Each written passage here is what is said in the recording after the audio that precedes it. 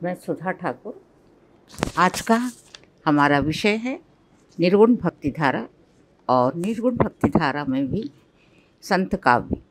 हिंदी साहित्य के इतिहास में संत साधकों और काव्यकारों की एक लंबी परंपरा मिलती है। संत शब्द की उत्पत्ति शांत शब्द से मानी जाती है। संत वह है जिसने ईश्वर के परम तत्व को, उसके सत्य को अनुभव किया। निर्गुण और निराकार ईश्वर की व्याख्या की गई।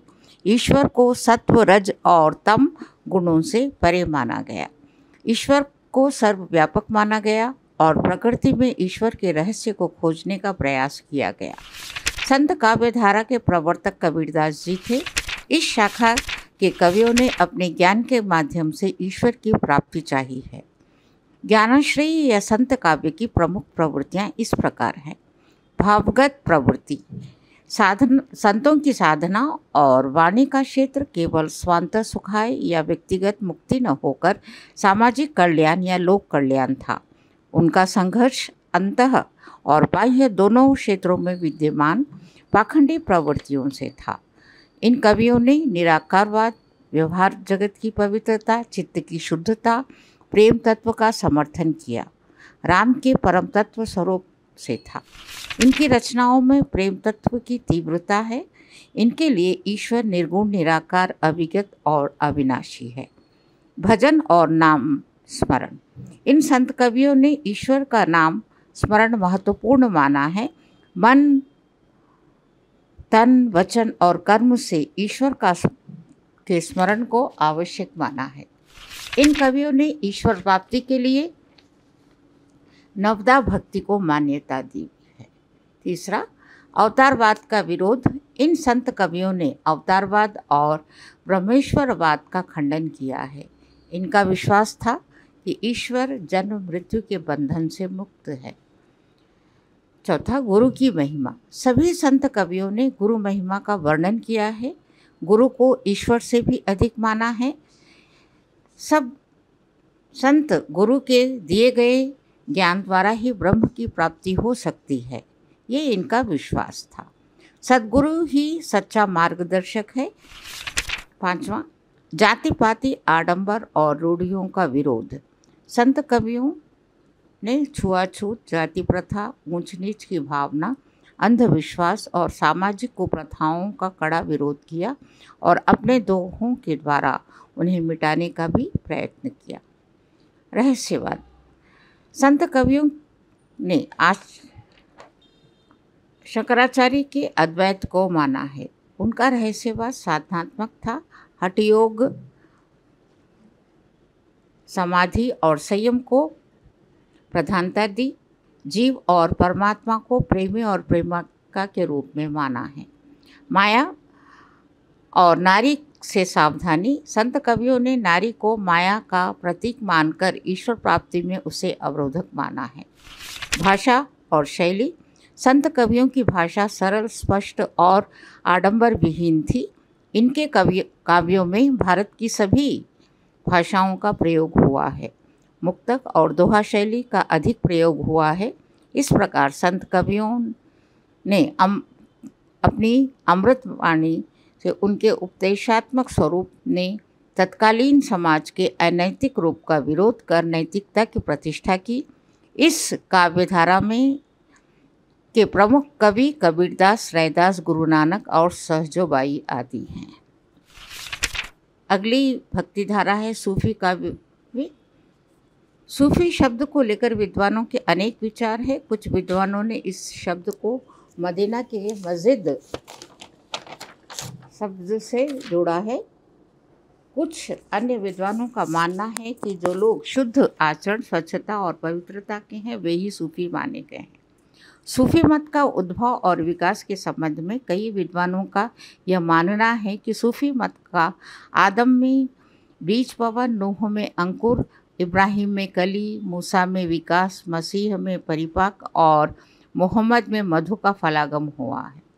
सूफियों के अनुसार इश्क मिजाजी अर्थात लौकिक प्रेम, इश्क हकीकी अलौकिक प्रेम का प्रथम सोपान है। सूफियों का प्रमुख तत्व प्रेम है।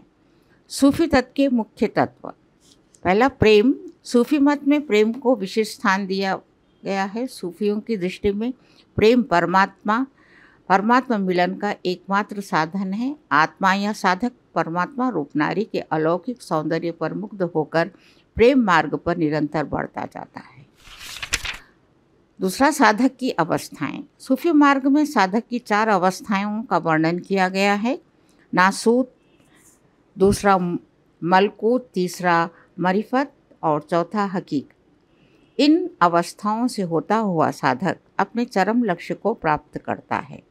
तीसरा, शैतान आत्मा और परमात्मा के मिलन में बाधक है। इसका मुख्य कार्य साधक को साधना पथ से विचलित करना है। चौथा, सृष्टि की उत्पत्ति। सूफियों के द्वारा ईश्वर द्वारा सृष्टि की रचना उसके अपने गूढ़ रहस्यों की अभिव्यक्ति और अनुभूति के लिए हुई है। पांचवा, मानव महत्ता। सूफियों के अनुसार मानव सृष्टि प्रसार का श्रेष्ठतम प्राणी है। मानव में ईश्वरीय रूप की पूर्ण अभिव्यक्ति हुई है। मानव शरीर में जड़ और आध्यात्मिक दोनों ही प्रकार के अंश हैं। छठा, पूर्ण मानव की कल्पना। सूफियों के अनुसार मनुष्य का चरम उत्कर्ष पूर्ण मानव है। पूर्ण मानव में परमात्मा के सभी गुण पाए जाते हैं और परमात्मा पूर्ण मानव में अपने संपूर्ण रूप को प्रकाशित करता है। सातवां, साधना सोपान। सूफी मत में साधना के 7 सोपान माने गए हैं। पहला अनुताप, दूसरा आत्मसंयम, तीसरा वैराग्य, चौथा धैर्य, पांचवा दारिद्र्य, छठा विश्वास और सातवां संतोष और प्रेम। इन सोपानों की सिद्धि से साधक मानवीय गुणों का अतिक्रमण कर ईश्वरीय गुणों को प्राप्त कर लेता है। आठवां, गुरु का महत्व। सूफी मत में गुरु या पीर का बहुत महत्व है। गुरु ही साधक की सभी बाधाओं का निराकरण कर परमात्मा मिलन के मार्ग पर प्रवृत्त करता है।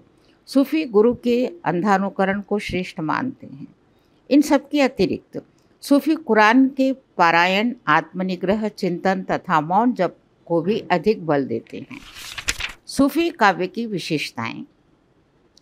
सूफी की काव्य की विशेषताएं या प्रवृत्तियां इस प्रकार हैं। पहली, हिंदू मुस्लिम एकता। इन कवियों ने परब्रह्म की प्राप्ति प्रेम के द्वारा बतलाई है। इनकी प्रेम साधना हिंदू और मुसलमान दोनों को ही मान्य थी।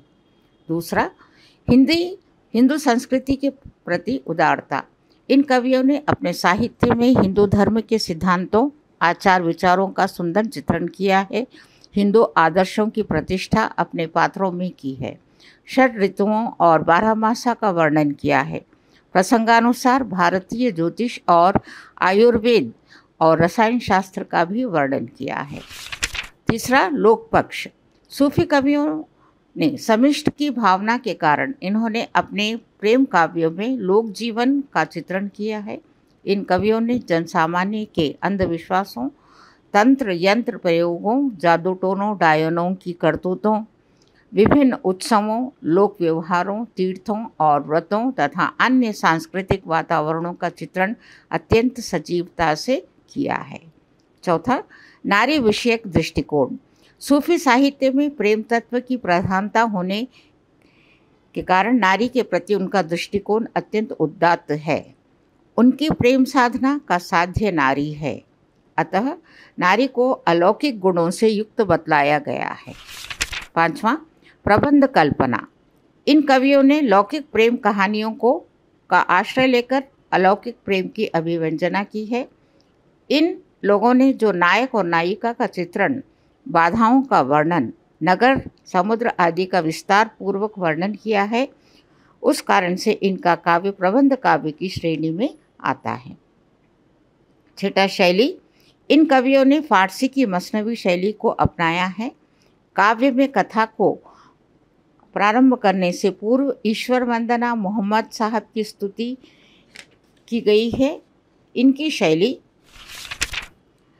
वर्णनात्मक थी। इन कवियों ने श्रृंगार रस का प्रयोग किया है।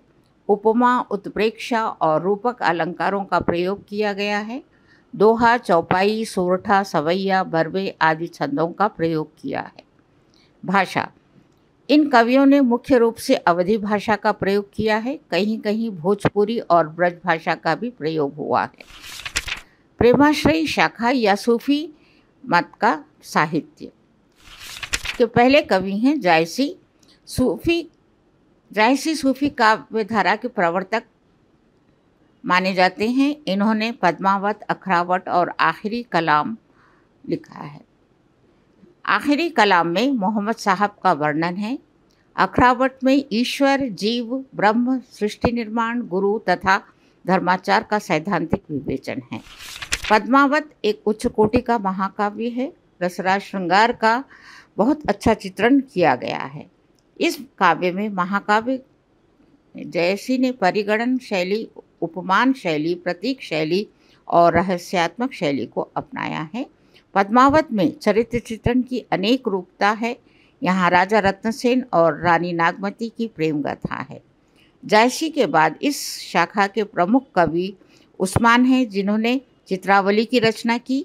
कवि मंजन ने मधुमालती की रचना की।